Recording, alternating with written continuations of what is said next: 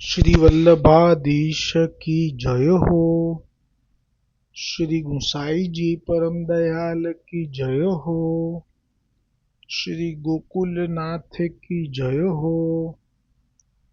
श्री गुसाई जी प्रभुए કૃપા કરી સર્વોત્તમ સ્તોત્રમાં શ્રી મહાપ્રભુજી વલ્લભાચાર્યજીના 108 નામ પ્રગટ કરેલ છે, જેનું નામ સર્વોત્તમ સ્તોત્ર છે.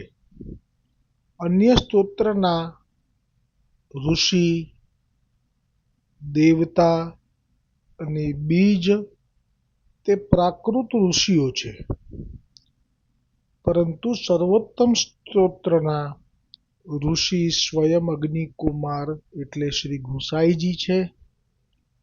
દેવતા સાક્ષાત શ્રી કૃષ્ણ પ્રભુ છે અને બીજ એ સાક્ષાત પૂર્ણ પુરુષોત્તમના મુખારવિંદથી પ્રગટ થયેલા એવા શ્રી મહાપ્રભુજી અને શ્રી કૃષ્ણ સ્વયં બીજ છે. આ એક જ સ્તોત્ર એવું છે કે જે મહાઅલૌકિક છે અને દૈવી જીવો માટે જ આ સ્તોત્ર પ્રગટ કર્યું છે, જેથી દૈવી જીવોએ જે પુષ્ટિ માર્ગમાં સેવાનો ક્રમ અથવા તો સત્સંગનો ક્રમ શરૂ કર્યો છે, તેમાં કોઈ પણ પ્રકારનો પ્રતિબંધ આવે તો તેનો નાશ કરે છે અને શ્રી કૃષ્ણચંદ્ર પ્રભુનું અધરામૃત નિશ્ચયથી પ્રાપ્ત થાય છે. એ શ્રી ગુસાઈજીનું વચન છે. આજે જે નામ છે ભાગવત પિયુષ સમુદ્ર મથનક્ષમઃ, એટલે જ સર્વોત્તમ સ્તોત્રના મેં ઋષિ, દેવતા અને બીજ એટલે જ આજે વર્ણન ફરી કર્યા કે પુષ્ટિ માર્ગના જીવોએ પૂર્ણ પુરુષોત્તમ એવા શ્રી કૃષ્ણની લીલાના છૂટા પડેલા જીવો હોવાથી તેમણે અન્ય અંશ અવતારો અને દેવી દેવતાઓને ભજવાના નથી. મુખ્ય કારણ પતિભાવ. પૂર્ણ પુરુષોત્તમને પતિ રૂપે ભજેલા છે. પૂર્વે લીલામાં પ્રાપ્તિ પણ થયેલી છે, પણ હવે વળી પાછી લીલાની પ્રાપ્તિ કરવા માટે આપે પુષ્ટિ માર્ગ પ્રગટ કર્યો, તો આપ જ સાક્ષાત સ્વામિનીજી છો.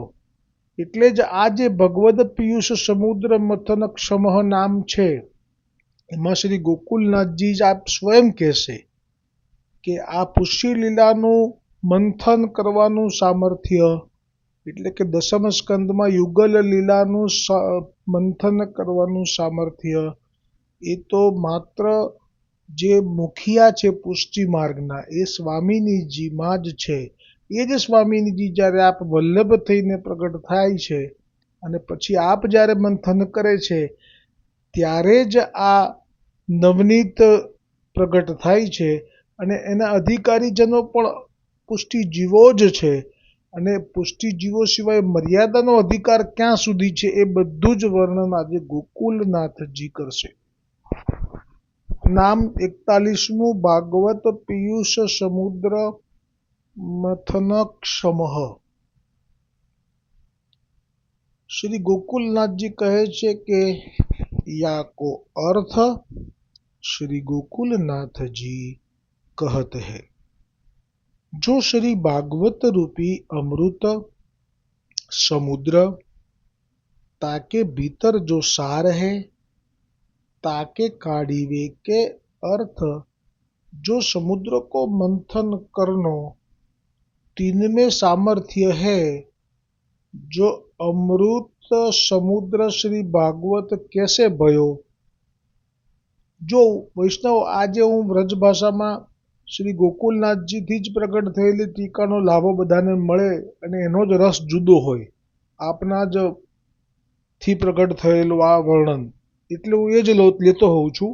હા, પણ કોઈને વ્રજ ભાષામાં સમજ ન પડે તો હું પોસ્ટ પણ રાખું છું. એ પોસ્ટમાં પણ એનો ગુજરાતીમાં અનુવાદ હોય તે વાંચી શકાય. જો વેદરૂપી, હવે કેવી રીતે સમુદ્રમાંથી મંથન કરીને એટલે કે સમુદ્ર ताके भीतर जो सार ताके काढ़ी वे अर्थ, जो समुद्र को मंथन करनो तिनमें सामर्थ्य है, जो अमृत समुद्र श्री भागवत कैसे भयो। सो कहत है जो वेद रूपी दधी समुद्र है, सो दधी के समुद्र मध्य सारभूत सो नवनीत है। सो दधी को मंथन नवनीत એટલે માખણ। सो दधी को मंथन करी जैसे नवनीत निकारत है, सो तैसे ही क्षीर सागर में अपार दूध भर्यो है। तैसे ही वेद रूपी दधी समुद्र है, ताते अपार है, अथाह है, जाको पार कोई पावे नहीं, इतनो भगवद रस जिनमें सर्वोपरि अमृत रूपी भर्यो है। ताते श्री भागवत को अमृत समुद्र कहे है। એટલે શ્રી ગોકુલનાથજીને શ્રી ભાગવતજીના સ્વરૂપનું વર્ણન કરવાનું થયું તો શ્રી ભાગવતજીને અમૃતનો સમુદ્ર કહ્યું। મંથન કરી રે કે વિશે, હવે એ જે સમુદ્ર છે એના મંથન કરવા વિશે શ્રી મહાપ્રભુજી વલ્લભાચાર્યજી समर्थ कहे और कोई की सामर्थ्य नहीं है।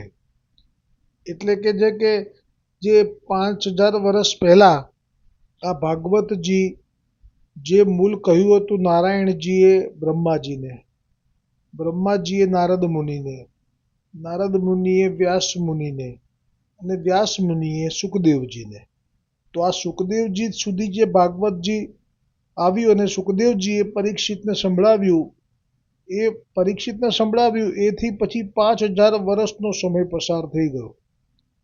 પરંતુ મહાપ્રભુજી વલ્લભાચાર્યજીએ પ્રગટ થઈ અને જ્યાં સુધી એનું મંથન ન કર્યું ત્યાં સુધી ત્યાંનું જે નવનીત ભાગ છે, સાર છે ભાગવતજીનો, એ પ્રગટ નહોતો થઈ શક્યો, કારણ કે એ સામર્થ્ય બીજા કોઈની પાસે નથી।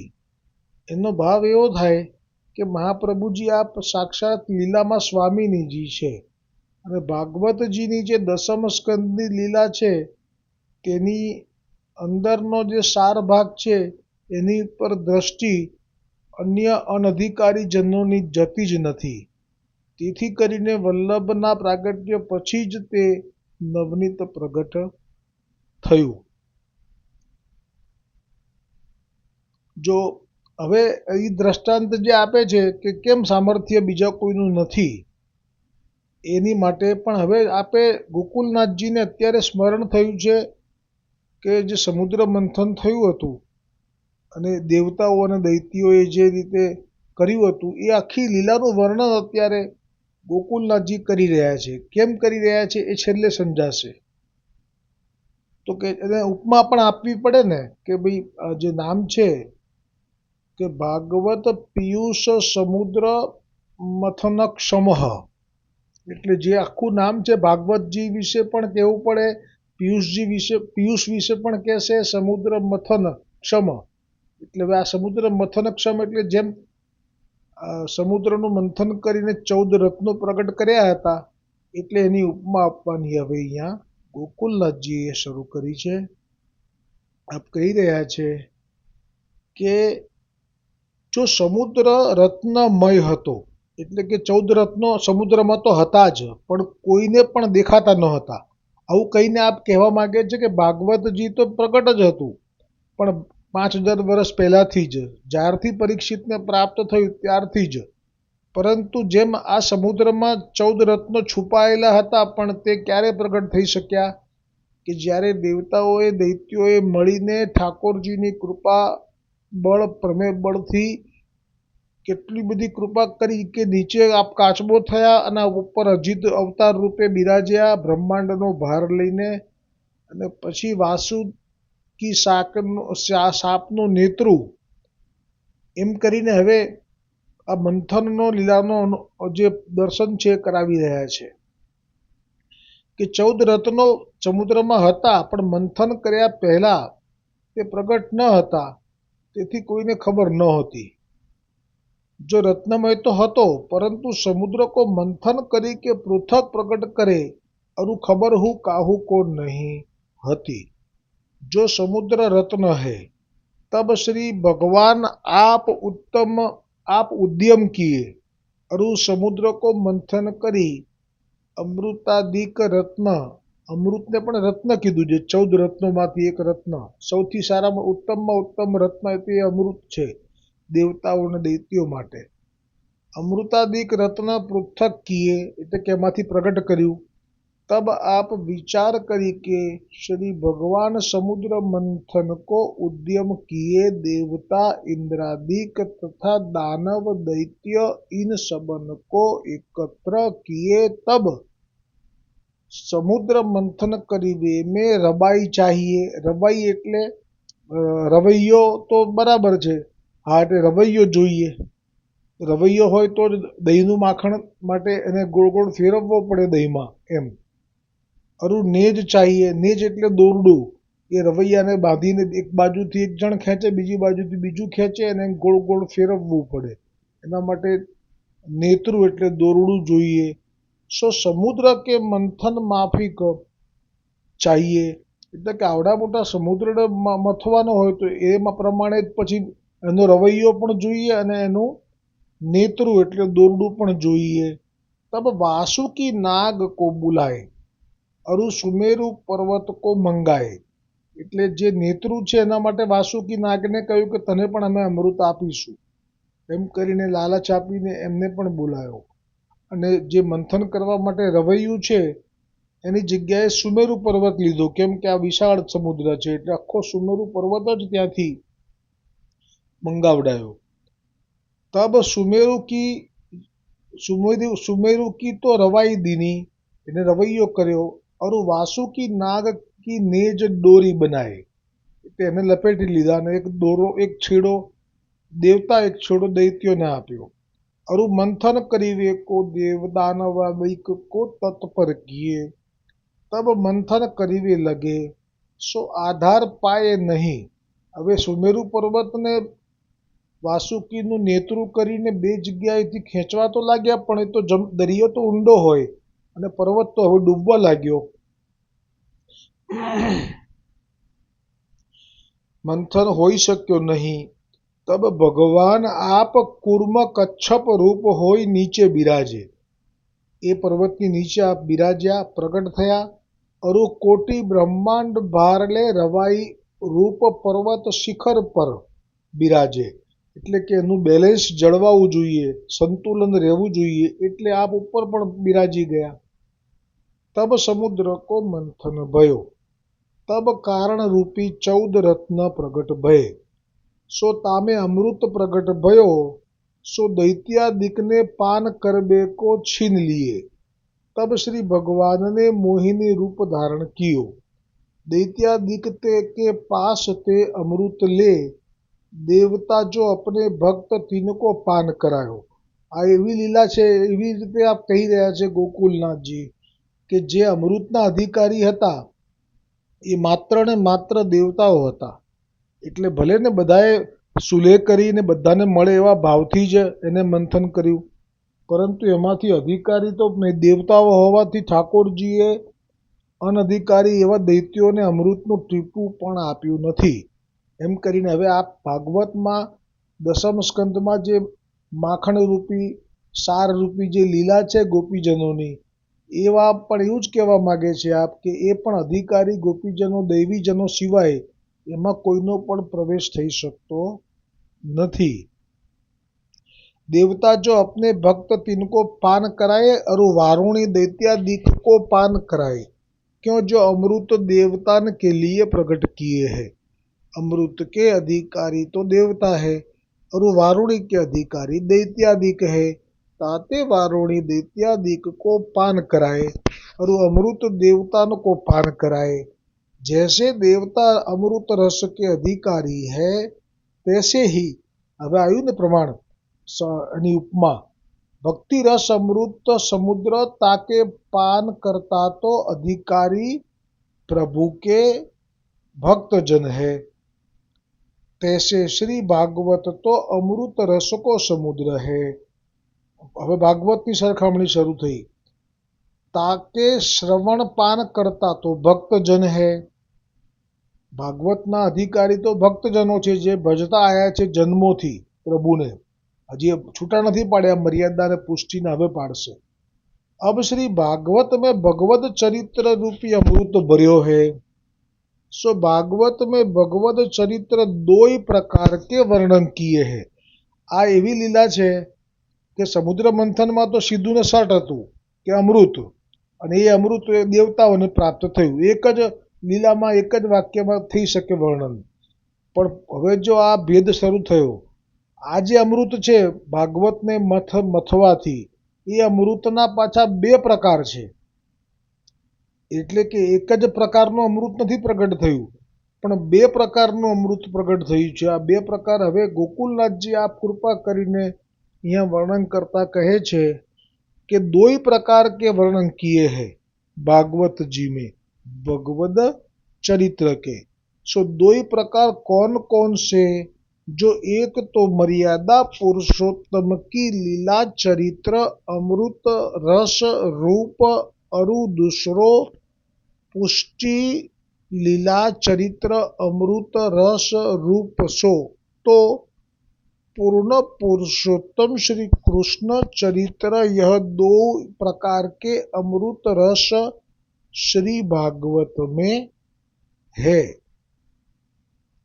और इनके पान करता भक्त जन दो ही प्रकार के है. एक तो मर्यादा मार्गीय भक्त समूह है, सो तो मोक्ष मार्गीय है.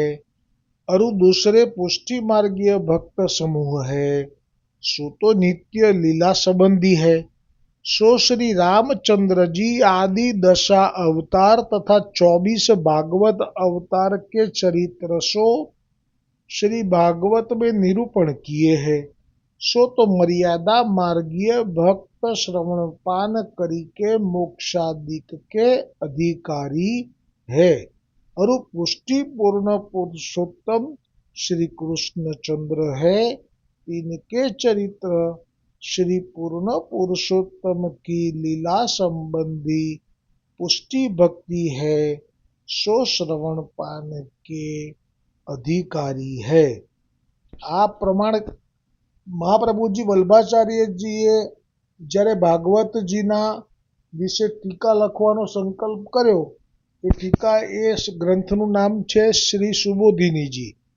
તો એ જે શ્રી સુબોધિનીજીમાં આપે ભાગવતજીના સમગ્ર 12 સ્કંદની ટીકા રચવા માટેનો જે સંકલ્પ કર્યો, પરંતુ આ 3 સ્કંદ સુધી આપ હજી આવ્યા, પણ આપને શ્રમ પડી રહ્યો છે.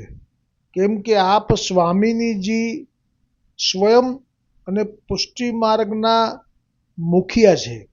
હવે પુષ્ટિ માર્ગના મુખિયા છે, તો પુષ્ટિ માર્ગમાં જે જીવોને જે સ્વરૂપનું સેવન કરવાનું છે તે વાત મુખ્ય કહેવાય, અન્યથા કોઈ પ્રયોજન નથી. આ પ્રમાણ આપને આજ્ઞા મળે પછી આપ કરી શકે, કારણ કે આ આપના માટે શ્રમદાયક થવા લાગ્યું. પહેલો સ્કંદ, બીજો સ્કંદ, ત્રીજો સ્કંદ આવતા તો ગોલોકમાં ગોવર્ધનનાથજીને પણ શ્રમ પડ્યો કે અમારા મહાપ્રભુજી વલ્ભાચાર્યજીને શ્રમ પડી રહ્યો છે. તેથી આપે આજ્ઞા કરી દીધી કે આપે 10મ સ્કંદથી જ ટીકા રચવાની છે. અને મહાપ્રભુજી વલ્ભાચાર્યજીએ તે આજ્ઞા શ્રવણ કરી અને 3જા સ્કંદથી સુબોધિનીજીની ટીકા રચવાનું છોડી દીધું, અને સીધો જ 10મો સ્કંદથી જ ટીકા રચવાનું આપે શરૂ કર્યું. કારણ કે 10મ સ્કંદની જે લીલા છે એ યુગલ સ્વરૂપની લીલા છે. પૂર્ણ પુરુષોત્તમનું પ્રાગટ્ય થાય છે ત્યાંથી લઈ અને પછી મથુરા થઈને દ્વારિકા જાય છે. પણ મુખ્ય જે લીલા છે કે જે નિકુંજની લીલા, યુગલ સ્વરૂપની લીલા, ગોપીજનો સાથે કરેલી લીલા, આપ એના મુખિયા છે.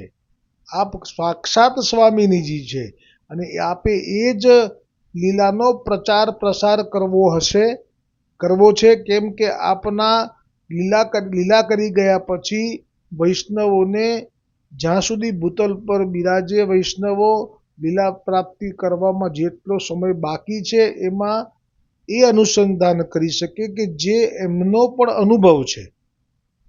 સ્વામીજીને તો અનુભવ છે જ, પણ એ જે દૈવી પુષ્ટિમાર્ગીય જીવો છે વૈષ્ણવો એમનો પણ એ અનુભવ છે. એટલે જ દસમ સ્કંદથી આપે વળી શરૂ કર્યું ટીકા રચવાનું. એટલે જ સુબોધિનીજીની ટીકા 3 સ્કંદ સુધી જ પ્રાપ્ત છે, પછી નથી. પછી દસમ સ્કંદથી પછી જ્યાં 11મો સ્કંદ શરૂ થયો વળી ગોવર્ધનનાથજીને સહન ન થયું તો ગોવર્ધનનાથજીએ બીજી લીલા કરી અને જે આ શ્રી સુબોધિનીજીની લેખન કાર્ય કરી રહ્યા હતા માધવદાસ કાશ્મીરી ભટ્ટ એમને જ લીલામાં ઉઠાવી લીધા. એટલે થઈને મહાપ્રભુજી સમજી ગયા કે હવે ગોવર્ધનનાથજીની ઈચ્છા નથી. એટલે સ્વામિનીજીએ આપે આગળની 11મો 12મો સ્કંદ એનું કોઈ ટીકા રચી નથી. અને જ્યારે ગુરુ નામ આવ્યું મહાપ્રભુજી વલ્લભાચાર્યજીનું ત્યારે પણ ગોકુલનાથજીએ કહ્યું કે કોઈ વાદી એવી શંકા કરે કે બીજા બધા જેટલા આચાર્ય થયા એમણે તો જ્ઞાન આપ્યું, એમાં તો મોક્ષ વગેરે પણ જ્ઞાન આપ્યું છે, અદ્વૈત પણ આપ્યું છે, તો આ ગુરુ તરીકે આપ નામ કહો છો ગુસાઈજી મહાપ્રભુજીનું, પણ આપનું જ્ઞાનમાં તો આ રીતે છે. એટલે ત્યારે પણ સુંદર ગોકુલનાથજીએ એનો ભાવ પ્રગટ કર્યો હતો કે અમારા જે ગુરુ છે મહાપ્રભુજી વલ્લભાચાર્યજી એટલે કે મૂળ સ્વામિનીજી એમને તો ગોવર્ધનનાથજીના મુખારવિંદમાં જ આસક્તિ છે અને એ આસક્તિ અને એ એમની લીલા અને એમની વાણી શ્રવણ કરીને એ એવા તો તન્મય થઈ ગયા છે કે બીજા બધા જ જે જ્ઞાન માર્ગના જે સિદ્ધાંતો છે એની વિસ્મૃતિ જ થઈ ગઈ છે. એટલે જ થઈને આપ ક્યારે પણ એ વિષયમાં કશું જ પ્રગટ કરી શક્યા નથી. આ એક પ્રમાણ છે. અને બીજું પ્રમાણ છે નંદદાસજી 252 વૈષ્ણવની વાર્તામાં જે હમણાં આવ્યું તુલસીદાસજીના ભાઈ જે રાત્રિ લીલામાં ચંદ્રરેખા દિવસની લીલામાં ભોજ સખા. અને એ જ્યારે તુલસીદાસજીએ જેમ રામચરિત માનસની રચના કરી અવધ ભાષામાં તો એમને ત્યાંથી પ્રેરણા મળી. એમના ચરિત્રમાં આવશે આ પ્રસંગ વિસ્તારથી. તો આપે એમ વિચાર્યું કે તો હું વ્રજ ભાષામાં અમારી તો આ વ્રજ ભાષા છે તો હું સંસ્કૃતનો ભાગવતજી છે એનું હું વ્રજ ભાષામાં ભાગવતજી કરું.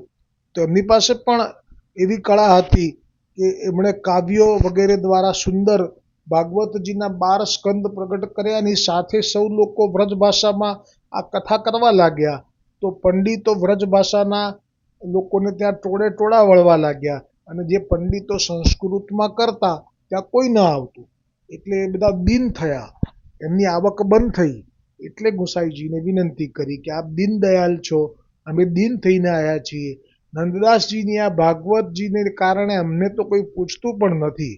ત્યારે ગુસાઈજીએ આપે આજ્ઞા કરી નંદદાસજીને કે આપણે જે પુષ્ટિ માર્ગના 5 ગીતો છે ને જે વેણુગીત યુગલ ગીત કરીને અને એ ગીતોને જ તમે રાખો, બાકીના બધી જ પ્રતો તમે જમનાજીમાં બેવડાવી દો. આ પણ પ્રમાણ છે કે પુષ્ટિ માર્ગના જીવોને નંદદાસજીના ભાગવતજીમાંથી પહેલા સ્કંદથી 9મા સ્કંદ સુધી અને 11 થી 12 સ્કંદ સુધી કશું જ કામનું નથી. એટલા માટે જ આ નામ પ્રમાણે હવે લીલામાં ગોકુલનાથજી સ્પષ્ટ કહે છે કે પુષ્ટિ લીલા સંબંધી ભગવત નિરૂપણ નહીં ભયો હતો. એ વખતે જ્યારે આ જે પ્રગટ થયું ભાગવતજી ત્યારે એમાં શ્રી રામચંદ્રજી આદિ દશા અવતાર તથા 24 ભગવદ अवतार के चरित्र सो श्री भागवत में निरूपण किए हैं. सो तो मर्यादा मार्गीय भक्त श्रवण पान करी के मोक्षादि के अधिकारी है. परंतु पुष्टि पूर्ण पुरुषोत्तम श्री कृष्णचंद्र है. इनके चरित्र श्री पूर्ण पुरुषोत्तम की लीला संबंधी पुष्टि भक्ति है. सो श्रवण पान के अधिकारी है. सो पुष्टि लीला संबंधी भगवद निरूपण नहीं भयो हतो। ताते पुष्टि भक्तन के मन में बड़ो खेद हतो। मन भगवद स्वरूप के बिना स्वस्थ नहीं हतो।